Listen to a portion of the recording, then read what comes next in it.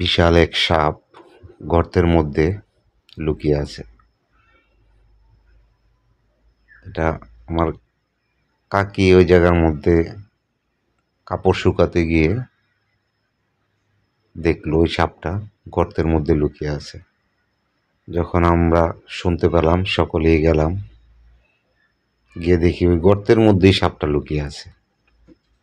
তো পরবর্তীতে সবাই সাপটাকে ধরার বা মারার প্রস্তুতি নিয়ে গেলাম। যাওয়ার পরে জানি না কি সাপ এটা, যখন আমরা এটাকে ভাঁজ দিয়ে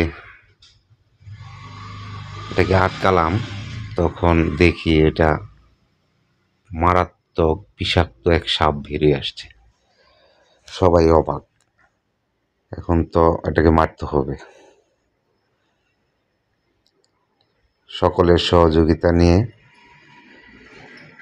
বড় ভাই, ভাতিজা যারা আছে আমাদের আশেপাশে সকলকে নিয়ে, চাচি, ভাবি সকলে এ জায়গায় উপস্থিত ছিল। তখন সাপটাকে মারলাম। সাপটার নামটা সঠিক জানি না, এরকম সাপ দেখি নাই, বিষাক্ত সাপ। আপনারা চিনলে বা জানলে কমেন্টে বলে যাবেন।